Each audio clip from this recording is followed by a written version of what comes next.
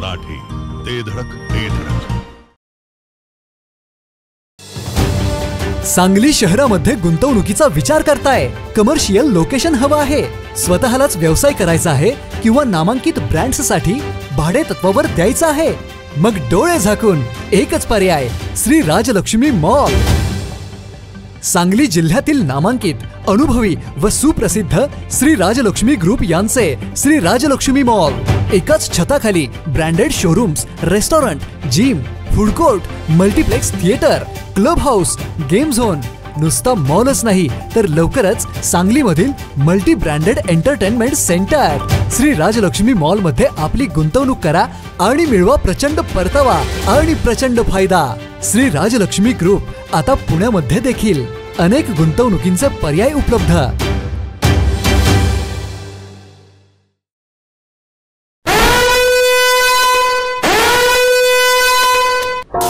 तासगाव येथे स्वाभिमानी विकास आघाडी आणि वंचित बहुजन आघाडीच्या प्रचाराचा शुभारंभ करण्यात आलाय.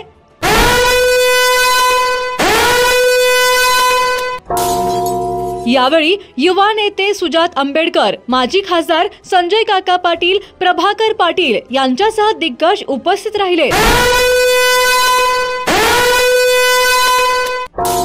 तासगाव शहराने प्रतिकूल परिस्थितीमध्ये मला संघर्षात मोठी साथ दिली आहे.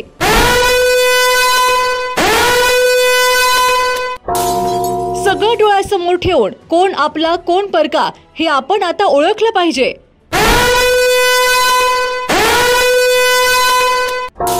उमेदवार पहा, कोण कामाचे आहेत, कोणाचे काय धंदे आहेत हे सगळं आपण ओळखा.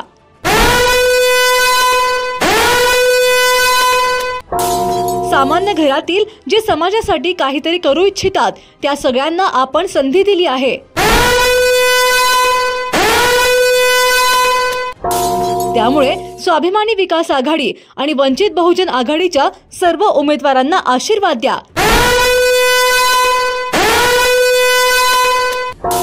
असे आवाहन यावेळी संजय काका पाटील यांनी तासगावकरांना केलंय. या गावानं सुजात दादा मला अनेक वर्ष कायम लीड देण्याची या शहरानं भूमिका घेतली. अतिशय प्रतिकूल परिस्थितीमध्ये, चळवळीमध्ये, संघर्षामध्ये या तासगाव शहरानं मला अतिशय मोठी साथ दिलेली आहे.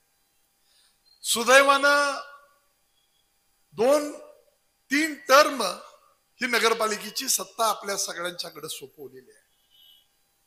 सरकारच्या माध्यमातून विविध पैसे आणून आपण या ठिकाणी विकास करण्याचा प्रामाणिकपणाने प्रयत्न केला आहे. या शहराची अडचण होती. या गावामधून जो आमचा राज्य महामार्ग आहे तो जाताना सातत्यानं लोकांना या ठिकाणी रहदारीमुळे खूप वेळा ट्रॅफिक जाम, वाहनांची संख्या मोठ्या प्रमाणामध्ये असल्यामुळं या ठिकाणी सातत्याने होते. या गावावरून जाणारे लोक आणि गावातले लोक यांना दोघांनाही तो त्रास होत होता. बायपासच्या दृष्टिकोनातून प्रयत्न केला. मनमाड चिकोडी मार्गे बेंगलोर हायवे तो नॅशनल हायवे आपण केला. विट्यापासून म्हैसाळ पर्यंत 4 लेन मध्ये हा रोड आम्ही पुन्हा मंजूर करून घेतला आणि त्या कामाचं टेंडर आता लवकरच निघून त्या कामाला सुरुवात होईल. मला आपल्याला विनंती करायची आहे की हे सगळं डोळ्यासमोर ठेवून कोण आपला कोण परका हे आपण आता सगळ्यांनी ओळखलं पाहिजे.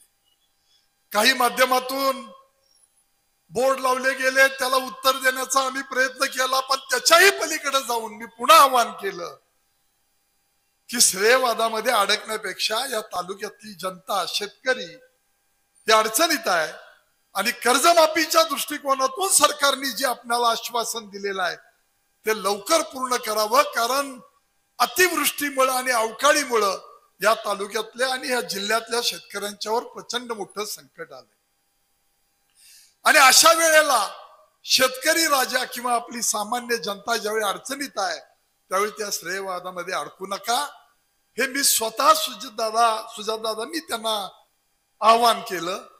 नगरपालिकेची निवडणूक लागली, यामध्ये इथं अनेक नाट्यमय घडामोडी घडल्या.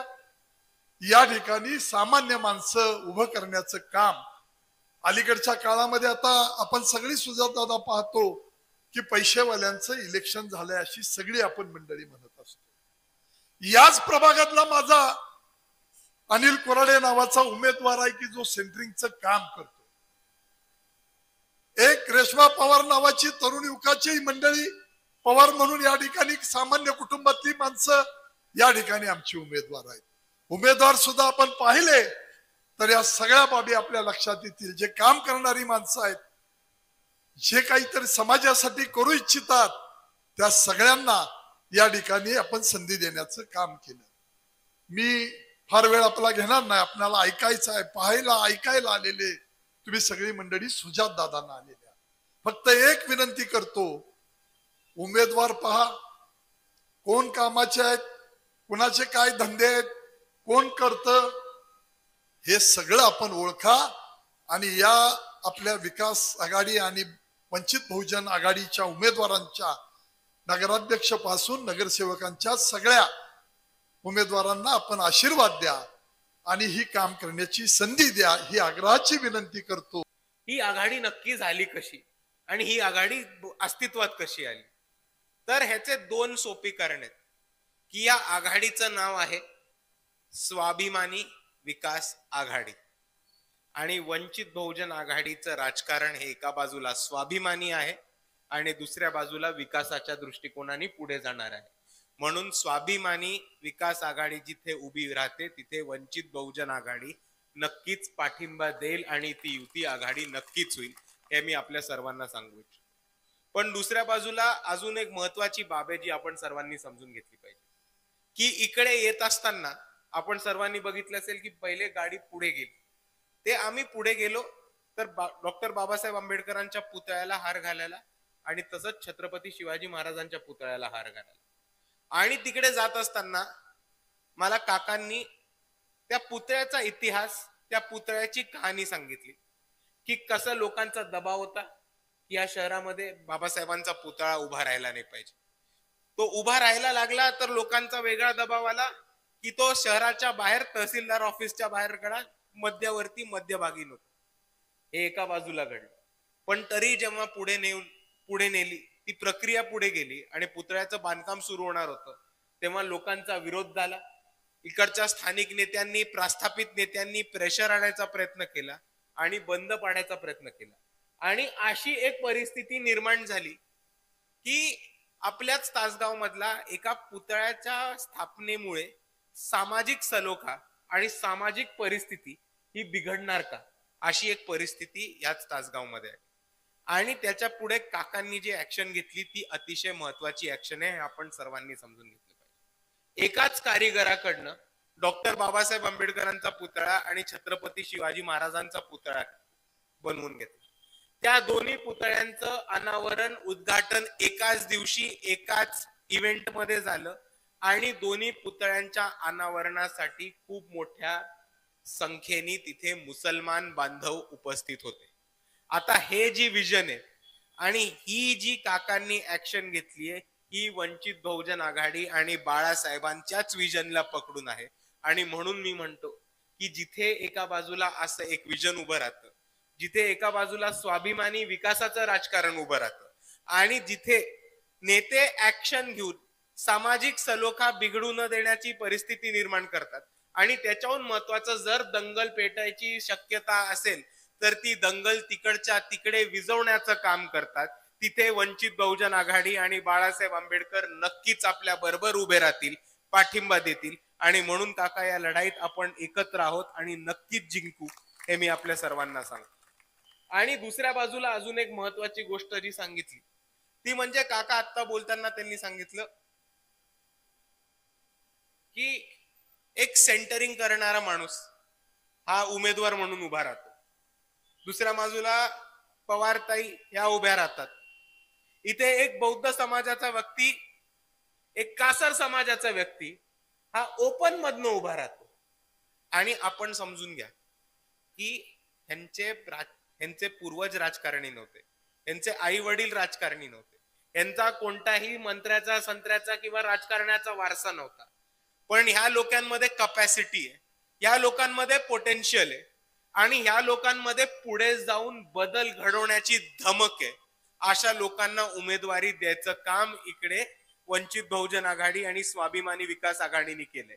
आणि दुसऱ्या बाजूला मी आपल्या सर्वांना ह्याच श्वासामध्ये एक गोष्ट सांगू इच्छितो की ज्या ज्या लोकांपर्यंत आतापर्यंत सत्तेपासून दूर ठेवलं होतं, ज्या ज्या लोकांना आतापर्यंत प्रस्थापितांनी सत्तेचे दरवाजे बंद केले होते, त्या लोकांना सत्तेच्या केंद्रस्थानी बसवण्याचं काम हे वंचित बहुजन आघाडीचं होतं.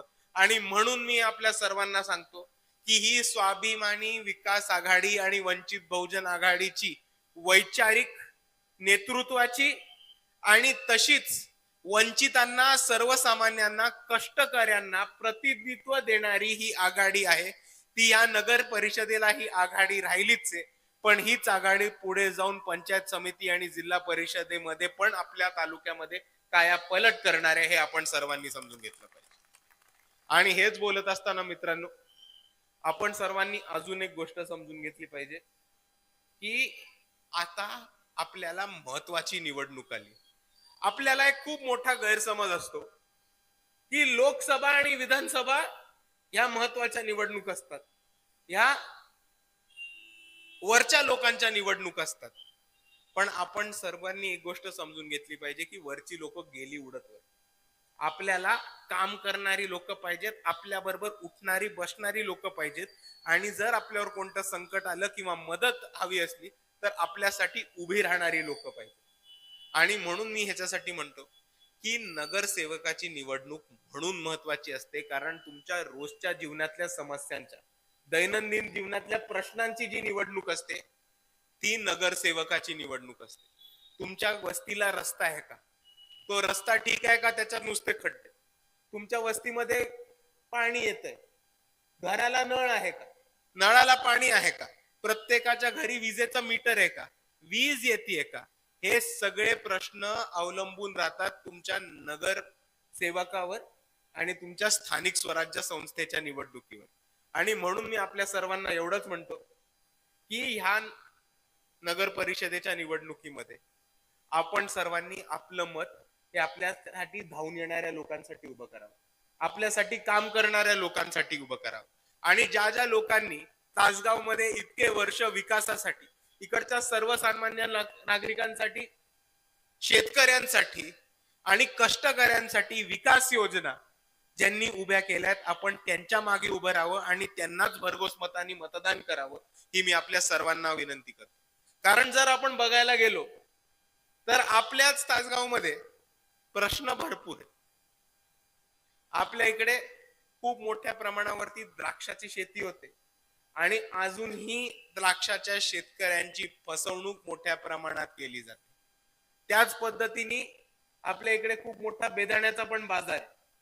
आणि ह्या सगळ्या समस्या आपण जर समजून घेतल्या तर आपल्याला एकच गोष्ट दिसणार आहे की इकडे आपल्याला टेंडर, कॉन्ट्रॅक्ट, खिसे भरणारी नाही तर आपल्यासाठी काम करणारी, निधी खेचून आणणारी, विकास कामं करणारी, योजना आणणारी, हॉस्पिटल उघडणारी, शाळा उघडणारी ही लोक आपल्याला कोणत्याही परिस्थितीत निवडून द्यायची आहेत. मगच आपण आपला खऱ्या अर्थाने विकास करू शकू, हे आपल्या सर्वांना मी इकडे उभं राहून सांगू इच्छितो. आणि दुसऱ्या बाजूला हे बोलत असताना आपण सर्वांनी अजून एक गोष्ट समजून घेतली पाहिजे की आज महाराष्ट्राच्या राजकारणामध्ये नक्की चाललंय काय. कारण जर तुम्ही महाराष्ट्राचं राजकारण बघितलं तर कोण कोणाबरोबर युती करेल, कोण कोणाबरोबर बसेल हेच काय ठाऊक नाही. एक 4 दिवसापूर्वी एक व्हिडिओ आलेला आपण सर्वांनी बघितलेला, जल्लोषाचा व्हिडिओ होता. बाळराजे पाटील त्याच्यामध्ये अजितदादांना चॅलेंज करताना आपण सर्वांनी बघितलाय तो व्हिडिओ, सगळ्यांनी लय व्हायरल झाला 4 दिवसात. आता तुम्ही याच्या मागची गंमत बघून घ्या की बाळराजे पाटील कुठल्या पक्षाचे आहेत, भाजपचे. त्यांच्या बरोबर युतीमध्ये कोण आहे, अजितदादा. आता इथे भाजप अजितदादांची सीट संपून बघायचा प्रयत्न करते. दुसऱ्या बाजूला आपण बघतोय की एकनाथ शिंदेचे नेते नाराज आहेत कारण भाजप त्यांचा पक्ष फोडतो. दुसऱ्या बाजूला आपण बघतो की काँग्रेसनी भाजपशी युती केली. आटपाडीमध्ये बघा तर भाजप, शिंदे गटाने राष्ट्रवादीशी युती केली. आणि अशा परिस्थितीमध्ये लोक फक्त स्वतःची सत्ता कशी टिकते आणि त्या सत्तेच्या जोरावर परत पैसा कसा कमवता येईल स्वतःच्या कार्यकर्त्यांना ठेकेदारी कशी देता येईल, स्वतःच्या लोकांना कॉन्ट्रॅक्ट कसे देता येतील, याच्यामध्ये एक मोठं राजकारण उभं केलंय. आणि जर आपल्याला ह्या राजकारणापासून दूर जायचं असेल तर आपल्या सर्वांना एकच उपाय, तो म्हणजे लोकांची कामं करणारे, विकासाची कामं करणारे आणि लोकांसाठी योजना आणणाऱ्या लोकांना आपण मतदान केलं पाहिजे. कारण लोकशाही टिकवणं हे आपल्या सर्वांची जबाबदारी आहे. लोकशाही टिकवणं हे मतदानातनं होऊ शकतं. आता लोकशाही वाचली पाहिजे हा विधानसभा लोकसभा दोन्ही वेळेस खूप जास्त वेळ बोललेला गेलेला मुद्दा आहे आणि मी त्याच्यावर जास्त जाणार नाही. पण आपल्या सर्वांना मी एवढंच सांगणार आहे की एक अशी परिस्थिती उभी राहिली आहे महाराष्ट्रामध्ये की आज सकाळची बातमी आहे की भाजपचे 100 नगरसेवक बिनविरोध जिंकून आले. आपण सर्वांनी ती बातमी वाचली. आता मला सांगा की निवडणूक आहे 2 तारखेला, निकाल येणार आहे 3 तारखेला, तर मग 22 तारखेलाच निकाल कसा लागला? तर तो निकाल असा लागला की इकडे बिनविरोध 100 लोक ही निवडून आली. बाकीच्यांच्या त्यांचे जे विरोधी होते त्यांना दबाव टाकून त्यांचा फॉर्म मागे घेतला गेला. काही लोकांचा स्क्रुटिनीमध्ये फॉर्म बाद झाला, काही लोकांकडे कागदपत्र नव्हती, डॉक्युमेंटेशन नव्हते, म्हणून त्यांचा फॉर्म बाद करण्यात आला. पण जर तुम्ही परिस्थिती समजून घेतली तर तुम्हाला कळेल की आज आपण 22 तारखेला इथेच बसलोय, 2 तारखेला निवडणूक आहे, 3 तारखेला निकाल आहे. पण जर निवडणुकीच्या आणि निकालाच्या 1 आठवड्या आधीच जर 100 लोक नगरसेवक म्हणून घोषित होत असतील तर हा लोकशाहीला धोका आहे, हा लोकशाहीला खतरा आहे. आणि म्हणून मी आपल्या सर्वांना एवढीच विनंती करतो की स्थानिक स्वराज्य संस्थेमध्ये सुद्धा आपण आपली लोकशाही टिकवून ठेवू शकतो. आपण मक्तेदारी, दबावशाही आणि दादागिरीच्या प्रभावातनं बाहेर पडून लोकांसाठी काम करणाऱ्या, विकास योजना उभ्या करणाऱ्या आणि लोकांसाठी धावून येणाऱ्या लोकांना मतदान करू, एवढं मी आपल्या सर्वांना कळकळीची विनंती करतो. जिओ मराठी, ते धडक ते धडक.